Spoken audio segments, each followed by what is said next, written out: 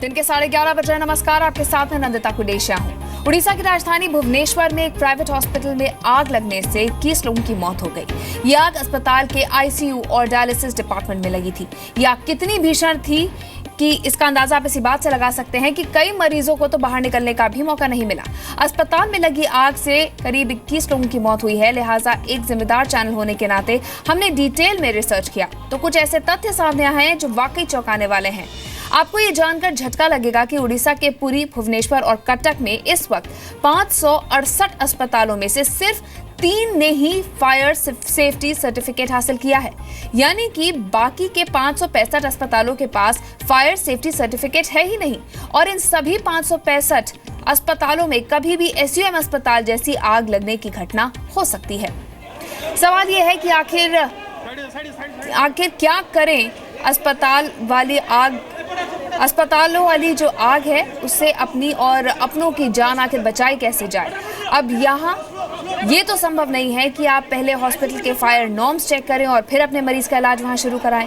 लिहाजा अस्पताल में अपने मरीज का पहले इलाज शुरू करवाएं, उसके बाद समय मिलने पर अपनी और मरीज की सुरक्षा के खातिर फायर नॉर्म्स जरूर चेक कर लें।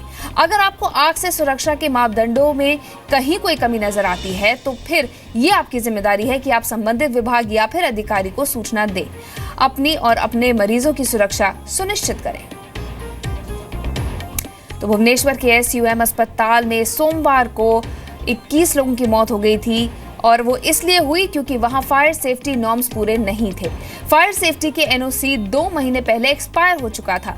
एसयूएम अस्पताल कोई इकलौता अस्पताल नहीं है जहां इस तरह की लापरवाही बरती जा रही है। इस घटना के बाद हमने देश में कई अस्पतालों का रियलिटी चेक किया, पड़ताल की कि ये अस्पताल आग से कितने सुरक्षित है।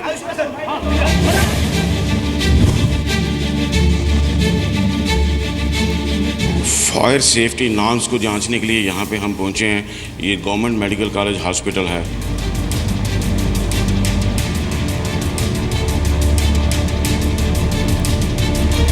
ये मॉड्यूलर फायर अलार्म सिस्टम है जीएमसी हॉस्पिटल का, और ये जो है शायद ये कभी लगाया ही नहीं गया। फायर हाइड्रेंट तो लगे हैं लेकिन पाइप ही नहीं है। ये जो फायर होज होते हैं जहाँ से पाइप होता है वो तो लगे हुए हैं, लेकिन आपको पाइप यहाँ पर नहीं दिखेगा। शाह नर्सिंग होम में इस वक्त हम मौजूद हैं।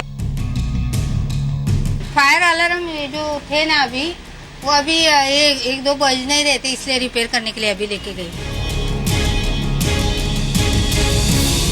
स्टाफ तो ये कह रहा था कि इस गेट को कभी ना कभी हम खोला जाता है, लेकिन हकीकत कुछ और ही है। यहाँ पर फायर एग्जिट गेट नहीं है।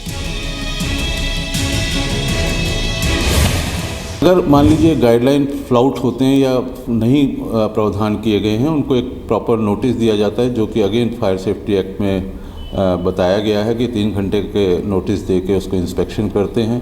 और जो प्रावधान नहीं है उसमें मेंशन करके जो ओनर है उसको दे दिया जाता है। और डिपेंडिंग ऑन दैट क्या क्या प्रावधान नहीं है उनको एक टाइम फ्रेम दिया जाता है, वो जो वेरी करता है 90 दिन से लेकर 180 डेज तक। और अगर मान लीजिए इसके बाद भी नहीं करता है तो उसका बिजली और पानी जो एसेंशियल सप्लाईज है उनको हम कटवा सकते हैं। प्रावधान इसमें एक्ट में दिया गया है। और अगर मान लीजिए कोई भी प्रावधान उसमें नहीं है, कोई भी अरेंजमेंट उसने नहीं किया है, तो बिल्डिंग को सील भी किया जा सकता है। भुवनेश्वर में आग ने 21 लोगों की सांसें छीन ली। ऐसी दुर्घटना आपके शहर में ना हो, इसीलिए एक जिम्मेदार चैनल होने के नाते हम आपके शहर के अस्पताल की हकीकत आपके सामने रखने जा रहे हैं। इस वक्त हम लोग मौजूद हैं देश की राजधानी दिल्ली में, और हम आज यहाँ पर ये देखते हैं कि दिल्ली के जो बड़े अस्पताल हैं वहाँ पर क्या फायर सेफ्टी नॉर्म्स का पालन किया जा रहा है। हम इस वक्त मौजूद हैं दिल्ली के बड़े अस्पताल राम मनोहर लोहिया अस्पताल में। आप देखिए कि यहाँ पर ये जो फायर होज होते हैं जहाँ से पाइप होता है वो तो लगे हुए हैं, लेकिन आपको पाइप यहाँ पर नहीं दिखेगा। अब ऐसे सिचुएशन में अगर आग लगती है तो इमीडिएटली पाइप आपके पास नहीं है जिससे कि आप आग बुझा सके। आग लगेगा तो कोई बचेगा? ये तो बचना मुश्किल है। फिर अगर पाइप लगा होता तो बचाना भी चाहता। फायर लगने की स्थिति में जो एक फव्वारे लगे होते हैं वो आपको यहाँ कहीं भी नहीं दिखेंगे। ये बहुत ज़रूरी है अगर फायर होता है तो ऑटोमेटिक स्प्रिंकलिंग सिस्टम होने चाहिए जिनसे पानी निकले और आग शांत हो जाए। यहाँ पर दीवारों पर नज़र डालें तो कहीं पर भी फायर सेफ्टी अलार्म भी नहीं दिखेगा। लेडी हार्डिंग अस्पताल के अंदर इस वक्त हैं और देखिए कि ज़्यादातर जो फायर की घटनाएं होती हैं वो शॉर्ट सर्किट की वजह से होती है, लेकिन आप देखिए यहाँ पर किस तरह से तमाम जो वायर हैं वो खुले पड़े हुए हैं और ऐसे में कोई भी बड़ी घटना कभी भी हो सकती है। ये तमाम फायर एक्सटिंग्विशर लगे हुए हैं। अगर आप इनकी तरफ भी देखें तो ये सब भी जुलाई में एक्सपायर हो चुके हैं, यानी कि ये जो रिफ़िल होना था ये रिफ़िल नहीं किए गए हैं। तो ये सिचुएशन है इस वक्त दिल्ली के लेडी हार्डिंग अस्पताल में। जम्मू के सबसे बड़े गवर्नमेंट मेडिकल कॉलेज हॉस्पिटल में 1 नहीं 2 नहीं 3 नहीं, आप किसी भी वार्ड में चले जाइए, कहीं भी चले जाइए, ओपीडी में चले जाइए, हर जगह आपको यही नज़ारा दिखेगा।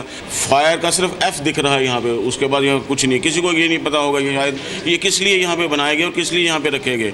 अगर कोई अनहोनी इस किस्म की हो जाती है तो इसमें तो कोई हैंडल बनी, ग्लास तोड़ने के लिए भी कोई ऐसी चीज़ नहीं है कि यहाँ पे ग्लास तोड़ के जो उसको बाहर निकाला जाए। जैसे बचने की तो उम्मीद ही नहीं है। जब आग लग जाएगी मरीज कैसे निकलेगा अंदर से? इस हॉस्पिटल की निकलने की कोई वजह ही नहीं है बाहर। ये मॉड्यूलर फायर अलार्म सिस्टम है जीएमसी हॉस्पिटल का, और ये जो है शायद ये कभी लगाया ही नहीं गया। मतलब कि अगर इमरजेंसी में बाकी सिस्टम काम ना कर रहे हों, अगर कोई अलार्म अगर बजना भी हो तो इसका चूँकि पावर प्लग ही नहीं लगा हुआ तो अलार्म सिस्टम कहाँ से काम करेगा। फायर हाइड्रेंट तो लगे हैं लेकिन पाइप ही नहीं है, बिना पाइप के, बिना ये है, पता नहीं कब ये यूज़ किए गए, कब बनाए गए, किस तरीके से यहाँ पे पेशेंट्स की ज़िंदगी के साथ खिलवाड़ किया जाता है। ये फायर एक्सटिंग्विशर ये खाली है, ये इसका हम रियलिटी चेक कर रहे हैं, ये दबा रहे हैं इसको, लेकिन इसमें कुछ भी नहीं है। इसमें ये खाली दिखाने के लिए यहाँ पे लगाए गए हैं। जी न्यूज़ की टीम यहाँ पे अगर आई है ये रियलिटी चेक करने के लिए, तो यहाँ पे सफाई भी की जा रही है। शाह नर्सिंग होम में इस वक्त हम मौजूद हैं और ये बच्चों का अस्पताल है। 16 बेड का ये हॉस्पिटल है। हॉस्पिटल में आने का एक एंट्री गेट है, बाहर निकलना हो तो कैसे दिखाइए, कैसे बाहर जाने का गेट है? पूरा सामान पड़ा हुआ है, जब तक बाहर कैसे निकलेंगे? दिवाली का साफ सफाई चालू है ना, इसलिए रख दी है। लेकिन ये गेट खुला रहता है? खुला ही रहता है। पर यहाँ पर लोग आते जाते नहीं है ना? नहीं, लोग नहीं, इधर से आने जाने के लिए ऐसा अलाउड नहीं है, इधर से। ठीक है, आने जाने के लिए अलाउड नहीं। जिस तरीके से स्टाफ तो ये कह रहा था कि इस गेट को कभी ना कभी हम खोला जाता है, लेकिन हकीकत कुछ और ही है। यहाँ पर फायर एग्जिट गेट नहीं है। फायर सेफ्टी नियमों के तहत सबसे अहम नियम है जो पाथवे होता है खास करके अस्पतालों में, वो क्लियर होना चाहिए, ताकि जब भी फायर ब्रिगेड की गाड़ी आती है एंट्री और एग्जिट पॉइंट्स क्लियर होना चाहिए। हॉस्पिटल है ईएसआई हॉस्पिटल हैदराबाद का, इसको 5 महीने पहले इनॉग्रेट किया गया था और यहाँ पर ऑब्स्ट्रक्शन था, कई सारा सामान था। तो जब फायर डिपार्टमेंट के ऑफिशियल्स यहाँ पर आए तो उन्होंने ये देखा और इस हॉस्पिटल को नोटिस दिया। उसके बाद ये ज़रूर क्लियर कर दिया गया है। हकीकत यही है, कहीं फायर सेफ्टी नॉर्म्स ही नहीं लिए गए हैं और जहां हैं वहां मेंटेनेंस यानी कि रख रखाव के अभाव में फायर सेफ्टी सिस्टम जरूरत के वक्त काम नहीं करते। आप चाहते तो हैं कि फायर सेफ्टी सिस्टम खुद चेक करके अपनी सुरक्षा सुनिश्चित करें, लेकिन ज्यादातर लोगों को फायर सेफ्टी सिस्टम की जानकारी नहीं होती है कि आखिर चेक क्या करना है। फायर एक्सटिंग्विशर्स वहाँ पर होने चाहिए, लाल रेड बॉटल्स आप देखते हैं वो होने चाहिए, होज रील का अरेंजमेंट होना चाहिए, होज बॉक्स, वेटराइजर सिस्टम, पानी कैसे ऊपर जाएगा, कहाँ से आउटलेट होगा, इसका प्रावधान होना चाहिए, फायर वाटर टैंक होना चाहिए, फायर पम्प्स होने चाहिए। और उसके बाद हम बात करते हैं manually operated electrical fire alarm system, exit sign होने चाहिए, और लिफ्ट जो अगर लगी हुई हैं तो उसमें हमारे फायरमैन स्विच का प्रावधान होना चाहिए। मिनिमम 2 स्टेयरकेस रिक्वायरमेंट है और एवरी 30 मीटर स्टेयरकेस का प्रावधान करना चाहिए। स्टेयरकेसेस स्मोक फ्री रहें, फायर चेक डोर लगे हों, फायर बैरियर्स हों हॉस्पिटल में। तो होनी कई चीजें चाहिए लेकिन होती नहीं है। फायर सेफ्टी नॉर्म्स का पालन नहीं किया जाता है और ये जो घटना भुवनेश्वर में हुई उससे हमें सबक लेना चाहिए।